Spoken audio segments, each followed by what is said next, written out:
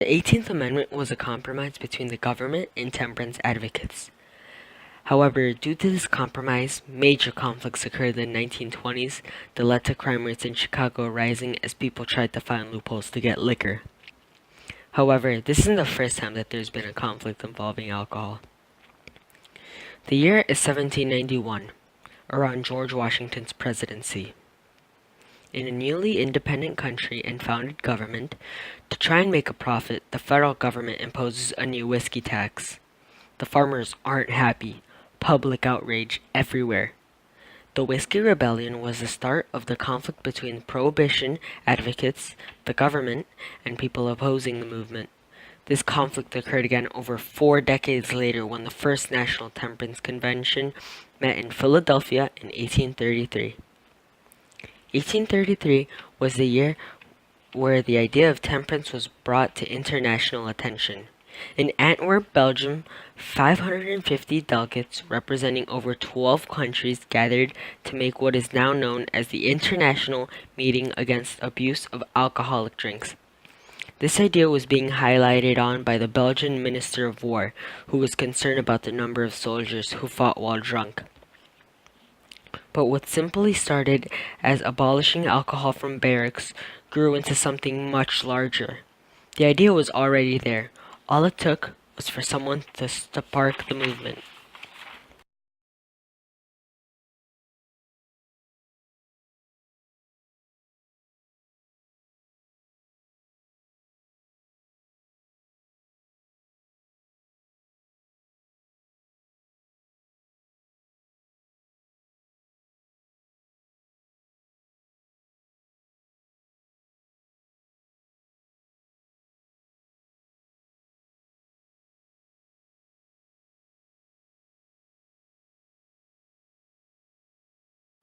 Many people started to come up with different ways to get around the amendment.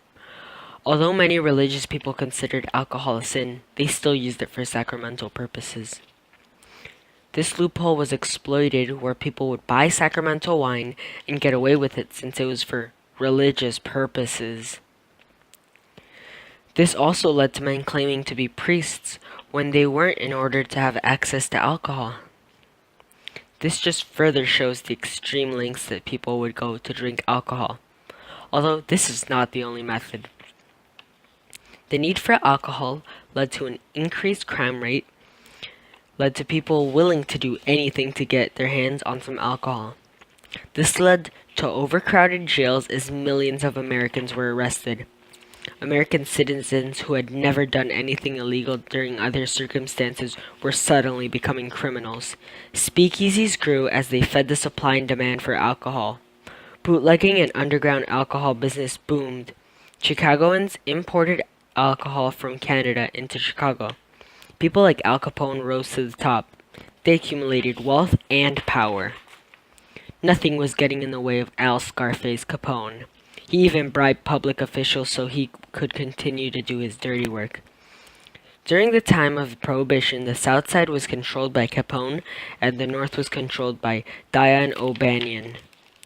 Diane O'Banion was the #1 bootlegger in Chicago before Capone. He was very rich and controlled most of the elections at the time by taunting and threatening voters. O'Banion grew stronger as the act passed. He liked the excitement and adrenaline of hijacking money from saloons and breweries.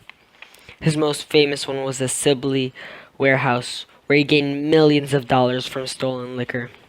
O'Banion's death was the lighting of the torch for the battle to begin between gangs around Chicago.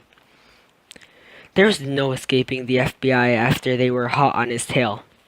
They had finally caught up to Capone, and he was arrested in Philadelphia for carrying a concealed weapon. He faced a year in prison. After the 18th Amendment had failed to uphold sobriety, the government ultimately realized that it was a futile movement, and they needed to legalize alcohol. So the 21st Amendment was passed, repealing the 18th Amendment. By the time he got out of jail, there was no prohibition, which meant his business was gone, and even worse, he was arrested for tax evasion and was sentenced to 11 years in prison. He slowly grew weaker every night he spent in Alcatraz, and by the time he got out, he was so weak and sick, he died shortly after in 1947.